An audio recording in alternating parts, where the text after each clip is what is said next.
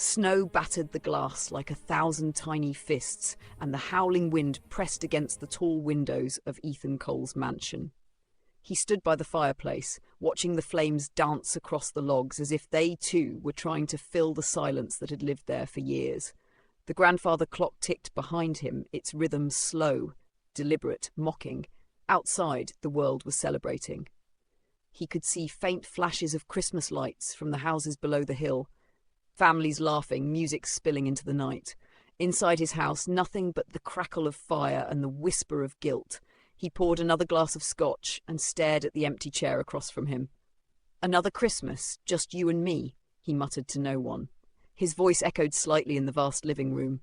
The portrait above the mantel caught his eye. A woman with gentle eyes and a boy with a toothy grin. His late wife and son. Ethan exhaled slowly. It had been 5 years since the accident, 5 years since the drunk driver hit their car while he was on a business call. 5 years since he learned that success doesn't silence grief, it only amplifies it. He raised his glass. "To broken things," he said, taking a slow sip.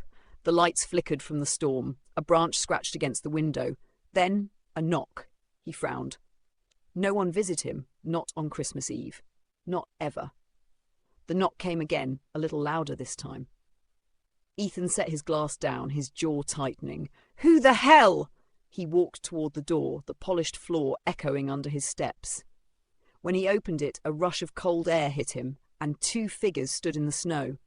A woman, mid-30s, wrapped in a soaked coat, and a little girl, maybe 6, clutching something in her small hands. Their cheeks were red from the cold, their eyes wide. "I'm sorry," the woman said quickly, shivering. "Our car broke down up the road. We were just trying to deliver something before midnight." Ethan's instinct was to shut the door, but the child's trembling lips stopped him. She was hugging a small, crudely wrapped box. "Please, sir," the woman said, breath visible in the freezing air. "We just need a place to warm up for a bit." He hesitated. Something about her voice, polite, humble but tired, made him step aside. "Come in." They entered cautiously. The warmth from the fire wrapped around them instantly. The little girl looked around with awe. "Mom, it's like a castle!" Ethan almost smiled. Almost. The woman brushed snow off her coat. "Thank you. I'm Maya. This is my daughter, Lila." "Ethan," he said simply. "You're lucky you found the house. The nearest one is miles down." "I didn't even know someone lived up here," she said. "We were delivering small handmade gifts to people in the neighborhood, part of a community drive." "Gifts?" he asked, skeptical. Lila nodded, stepping forward and holding out the tiny box. "It's for you." He looked down at it, rough wrapping paper tied with a red string, the edges uneven, clearly wrapped by little hands. He accepted it awkwardly. "What is it?" "A Christmas angel," she said proudly. "Mom says angels remind us that no one's ever truly alone." For a long second, Ethan didn't move. The fire crackled, and something in his chest, long frozen, stirred slightly. He cleared his throat. "You're freezing. Sit by the fire." They did. Maya smiled faintly. "We didn't mean to intrude." "It's fine," he said, though he wasn't sure it was. He went to the kitchen and returned with 2 mugs of cocoa, one of the few normal things left in his pantry. Maya looked surprised. "Thank you," she said softly. Lila took a sip and grinned. "This is better than Mom's cocoa." Maya laughed, a sound that somehow felt out of place in the somber mansion. Ethan watched them quietly. There was something genuine about them, unguarded, simple. It reminded him of what he'd lost. "So," he said, sitting across from them, "you go door to door giving gifts on Christmas Eve?" Maya nodded. "We can't afford much, but it's our way of reminding people that kindness still exists, especially on nights like this." He studied her face. She looked exhausted but dignified, the kind of strength that comes from surviving too much. "What about your husband?" he asked before realizing the question's weight. Her smile faded. "He passed away a few years ago. Construction accident." Ethan stiffened. "I'm sorry." She nodded once, her eyes glinting with pain she tried to hide. "It's okay. I've learned to live for her now." She touched Lila's hair gently. "She's my little miracle." The room fell silent except for the crackle of the fire. Ethan turned the small box over in his hand. "You made this?" "Lila painted it," Maya said. "I carved them." He unwrapped it carefully. Inside was a small wooden angel, carved with delicate lines. The craftsmanship was simple but beautiful. Lila beamed. "Do you like it?" Ethan's voice softened. Yes, very much. For the first time in years, he felt something shift inside him. They talked for a while. Small things, the weather, Christmas traditions, Lila's school. It had been so long since anyone spoke to him without pretense, not as the CEO of Coal Industries, but as a person. When the clock struck midnight, Maya stood. We should get going. The storm's letting up. Ethan glanced outside. Snow was still falling thickly. Your car won't start tonight. Stay here. We don't want to impose, she said quickly. You won't, he said, almost surprising himself. There are spare rooms upstairs. Maya hesitated, then nodded. Thank you. Really. As they walked upstairs, Lila turned to wave. Good night, Mr. Ethan. He smiled faintly. Good night, Leela. When the house fell silent again, Ethan stared at the little wooden angel on the mantel. Its carved smile seemed to look right at him. He poured another drink but couldn't touch it. For the first time in 5 years, he wasn't completely alone. Morning came with soft sunlight over snow-draped trees. Ethan found himself making breakfast, something he hadn't done in years. Maya entered, wearing a borrowed sweater, hair slightly damp from a shower. You didn't have to cook, she said, smiling. Old habit, he replied, when I was younger, before all this. Lila ran in, laughing, clutching a biscuit.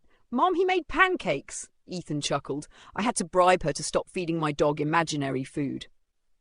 They ate together, the air lighter than the night before, but beneath the warmth something else brewed, something unspoken. Maya glanced at him as he read the newspaper. The headline caught her attention. Coal Industries expands construction division. She frowned. Coal Industries, that's your company, isn't it? Ethan looked up. Yes, why? Her expression changed slightly. Confusion, then realization. My husband, he died on one of your sites. The words hit him like a punch. He set the paper down slowly. Your husband was? Martin Brooks. He worked on the Riverside project 5 years ago. The scaffolding collapsed. They said it was an equipment failure. Her tone hardened. Coal Industries settled it quietly. Ethan's throat tightened. I remember that case. Maya's eyes filled with tears, her voice trembling but controlled. Do you? Because I remember being told my husband's death was an unfortunate statistic. I remember begging your office for help and being turned away. He couldn't meet her gaze. The guilt, buried deep for years, surged up like a flood. I'm sorry, he whispered. Sorry? She repeated, her eyes blazing. Do you have any idea what we went through? What it's like to tell your child her father's not coming home? He stood, pained. Maya, please. Don't, she said sharply. You have everything. You live up here in your mansion while we struggle to survive, and you think a few words will fix that? Lila looked up, confused. Mom, Maya blinked, catching herself. She knelt beside her daughter. It's okay, baby. Finish your pancakes. Ethan's voice broke. I didn't know it was you. I didn't know. She cut him off. You didn't care to. The silence that followed was unbearable. The warmth from the fire suddenly felt like judgment. Maya took Lila's hand and stood. Thank you for the shelter. But we'll be leaving. He tried to stop her, but she walked past him, her footsteps echoing through the marble hall. At the door, Lila turned back, holding the angel. Mr. Ethan, can he keep it? Maya hesitated, her eyes full of conflict, then nodded silently. Ethan watched as the door closed behind them, leaving the cold wind to rush in for a second, and then silence again. He stared at the angel in his hand. Its carved wings felt heavy now, like the weight of every choice he'd ever made. Outside, their footprints disappeared slowly into the snow. Inside, Ethan sank into the same chair as the night before, but this time the silence didn't comfort him. It condemned him. Ethan sat motionless, the little wooden angel clutched in his hand. The fire had burned low, casting long shadows across the room. For the first time in years, he felt something heavier than loneliness, regret. He couldn't stop hearing her words. You have everything. You live up here in your mansion while we struggle to survive. She was right. He had buried himself in success, in numbers, in silence, pretending that if he gave enough to charity, it would erase the blood on his hands. But seeing Maya, hearing her voice tremble as she spoke about her husband, it ripped through every wall he had built around his guilt. He rose abruptly, setting the angel back on the mantel. Then he walked into his study, his mind a storm. He opened the file cabinet where old project documents were stored, things his assistants had long forgotten. After several minutes, he found it. Riverside Development, 5 years ago. He flipped through the papers until he saw the report. Equipment malfunction due to cost adjustments. That meant corners cut, his corners. He remembered that week. Shareholders demanding higher profit margins, his finance head suggesting they use a cheaper supplier. Ethan had approved it. He hadn't cared then, but that decision had killed a man. His hands shook as he sat down, staring at the document. "Martin Brooks," he whispered. "God, what have I done?" By nightfall, the snow had stopped. The world outside was still white and painfully beautiful. Ethan couldn't stay in that house another minute. He grabbed his coat, car keys, and the Angel, then stepped into the freezing air. He drove slowly down the winding road, headlights slicing through the mist. He didn't know exactly where she lived, but he remembered her saying she was part of a community drive downtown. He'd find her. He had to. Hours later, he reached the lower end of the city, a different world from his mansion on the hill. Broken streetlights, children huddled near small fires in barrels, Christmas decorations made from cardboard and hope. He parked near a small apartment building and climbed out. Inside the lobby, a faded notice board read, "Community Angel Drive, organizer Maya Brooks." He found her apartment number and climbed the creaky stairs. When she opened the door, her expression froze. "What are you doing here?" she asked, her voice sharp but weary. "I needed to talk," he said quietly. "Please." She stepped into the hallway, closing the door halfway behind her so Lila wouldn't hear. "There's nothing left to say." "I read the report," he said. "I found out what really happened. It was my signature that approved the cost cuts. The scaffolding that killed your husband was built from cheap material because of a decision I made." Maya's eyes filled with tears, not surprise but pain. "So now you know. What difference does that make?" "It doesn't bring him back," Ethan admitted. "But I want to take responsibility. You deserve that much." She shook her head, turning away. "You can't undo 5 years of struggle with guilt, Mr. Cole. My daughter cried herself to sleep for months. I begged your company for help. No one cared." "I care now," he said, stepping closer, "and I'll do whatever it takes to make it right." She laughed bitterly. "You can't make it right. You can't replace a husband, a father, a future." Ethan's voice cracked. "I know. But maybe I can give meaning to his death. Maybe I can!" "Enough!" she snapped, her composure finally breaking. "You think because you feel guilty, I'm supposed to forgive you? That's not how it works." He looked at her, broken. "Then what can I do?" She was silent for a long moment, then said quietly, "Leave us alone." She turned and shut the door. Ethan stood there for several seconds, staring at the peeling paint of the hallway, then lowered his head and left. Back in his car, he sat for a long time, the engine idling. He could see the small window of her apartment, dim light, a shadow moving inside. He wanted to believe he could walk away and pretend he'd done what he could. But the truth was, he couldn't live with himself. He drove through the night until he reached the small church near the edge of town, the same one that held his wife and son's funeral. He stepped inside, the old wooden door creaking. The place was empty except for a single candle flickering near the altar.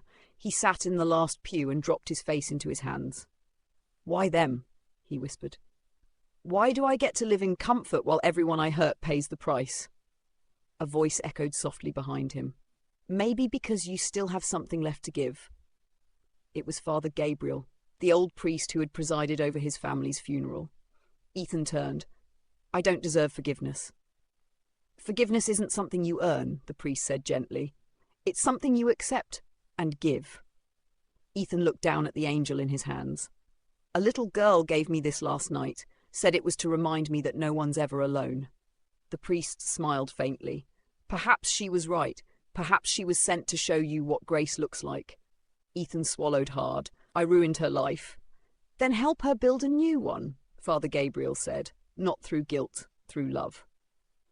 The next morning, Ethan called his assistant and gave an order that stunned everyone at Cole Industries. He wanted a full scholarship program established for children of workers lost on the job, named after Martin Brooks. He also instructed that the Brooks family be given ownership of Martin's unfinished design plans for the Riverside Memorial Park, along with lifetime support. But even with that, he knew it wasn't enough. He needed to tell her personally. That evening, Maya was locking up the community hall after the gift drive when she heard a car pull up. She turned, and there he was again. Not again, she said tiredly. Mr. Cole, I told you. I know, he interrupted softly, but please, just listen for 2 minutes. She crossed her arms. 2 minutes. He took a breath. Your husband's project, the Riverside development, he had submitted an idea for a memorial park before he died. I found it in the archives. It's beautiful. I've decided to build it under his name. The Martin Brooks Memorial Park. It'll be for families who've lost loved ones, a place of peace. Maya's expression flickered. Disbelief, then confusion. Why? Because I owe him that much, Ethan said. And because I can't keep pretending I've made peace with myself when I haven't. She looked at him for a long time, then said quietly, Do you think this will fix you? He shook his head. No, but maybe it'll fix something he cared about. She exhaled shakily, torn between anger and compassion. You're a complicated man, Mr. Cole. So I've been told. Lila ran out of the hall just then, holding a piece of paper. Mom, look what I drew! She stopped when she saw Ethan. Mr. Ethan! He smiled weakly. Hey, Angel Maker! She ran up to him and held out the paper, a drawing of a park with trees, benches, and a big fountain. It's Daddy's park, she said proudly. Mom says he wanted to build one before he went to heaven. Ethan's throat tightened. That's beautiful, Lila. Will you come see it when it's built? She asked. He hesitated. Only if your mom says I can. Maya looked at him, her expression unreadable. Finally, she nodded slowly. We'll see, he smiled faintly. That's all I can ask. Before leaving, he handed her an envelope. This isn't charity, it's restitution. For you and Lila, enough to make life easier. She didn't take it at first. Then she saw the sincerity in his eyes and accepted it silently. When he drove away, she stood there watching his car disappear into the snowy night. She didn't know whether to hate him or pity him. Maybe both. Back at the mansion, Ethan sat once again by the fireplace. The angel glowed softly under the light of the flames. But this time, the silence didn't feel quite as heavy. He picked up the phone and called Father Gabriel. I did what you said, he said quietly, but it doesn't feel like enough. The priest replied, It rarely does. That's the thing about grace. You give it, not knowing if it's ever enough. Ethan sighed, staring at the flickering shadows. Do you think she'll ever forgive me? I think forgiveness begins the moment you stop trying to deserve it, the priest said gently. Outside, snow began to fall again, gentle, almost peaceful. Ethan looked at the angel and whispered, Thank you, Lila. Days passed. The construction for the memorial park began. News outlets covered the story. Coal Industries builds memorial for late worker Martin Brooks. Some called it redemption, others called it publicity. Ethan didn't care. He wasn't doing it for the world. He visited the site often, not as the CEO, but as a man who wanted to remember. The sound of hammers and saws somehow comforted him. One afternoon, he found Maya there, watching from a distance. Lila was playing near the half-built fountain. You came, he said quietly. I wanted to see if you'd actually do it, she replied. Every inch, he said. Exactly how he designed it. Maya looked around, then back at him. He used to say he wanted people to find peace here. Maybe you will too. He smiled faintly. Maybe. There was a pause. The air between them felt different now, softer, less charged. Lila talks about you, she said suddenly. She says you're sad inside, but kind. He looked down, a small laugh escaping him. She's perceptive. She is. They stood in silence, watching Lila chase snowflakes. For the first time, Ethan didn't feel like an intruder in the world of the living. He felt human again. A silence hung over the room, heavier than the storm that still whispered outside. Maya's eyes met his, cold, wet, trembling with restrained fury. So it's true, she said softly. You're him. Ethan Cole, the man whose company killed my husband. The words stabbed deeper than he'd expected. He didn't move. He didn't defend himself. There was nothing left to say. I didn't know, he whispered. I swear to you, Maya, I didn't know you were. She cut him off. Does it matter? You made a choice that night. You buried the story. You called it an accident and went back to your empire while I buried the man who built your success with his life. Her voice cracked. The firelight flickered across her face, catching the tears she'd fought to hide. Ethan stepped closer, hands trembling. If I could undo it, I would. I didn't want any of this. I've spent every Christmas since then trying to forget, trying to make sense of what I became. She turned away, shaking her head. You can't buy forgiveness. I'm not trying to buy it, he said, his voice breaking. I just want to earn the right to live again. From the corner of the room, a soft voice interrupted, small, innocent, cutting through the tension like light through fog. Mommy, why are you crying? Both adults turned. The little girl, Lila, stood in her pajamas, holding the wooden angel she'd made. Her big eyes searched their faces, confused by the hurt she didn't understand. Maya wiped her tears quickly, forcing a smile. It's nothing, sweetheart. Go back to bed. But Ethan knelt down, his voice shaking. Lila, do you know what your father did? Maya's face snapped toward him, alarmed, but he continued gently. He was a good man, brave, honest. He helped people, even when no one was watching. The world lost someone special. Lila nodded solemnly, clutching the angel. Mom says Daddy's in heaven. I made this for him. Ethan swallowed hard. He'd be proud of you, and of your mom. Lila smiled, simple and pure, the kind of smile he hadn't seen in years. Then she yawned, rubbing her eyes. Can we stay till morning, Mommy? It's cold outside.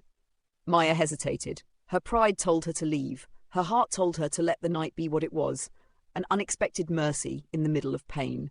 Just till morning, she whispered. That night, Ethan barely slept. He watched the two of them curled up on the couch, wrapped in blankets. He sat by the fire, staring at the wooden angel lying on the table. It was carved from scrap wood, uneven but full of heart. On the back, written in a child's scrawl, were 3 words. You are loved. Something in him cracked open. For the first time in years, he cried. Not the kind of tears that begged for pity, but the kind that came from finally letting go of everything he'd buried. By morning, the storm had passed. The snow outside glowed under the first light of dawn. Maya woke to the smell of coffee. Real coffee, not instant. Ethan stood in the kitchen, awkwardly trying to flip pancakes. Lila giggled. You're bad at that! I've had better days, he admitted, smiling faintly. Maya watched him, this powerful man who suddenly looked like a lost boy learning how to live again. For the first time, she saw something other than guilt in his eyes. She saw sincerity.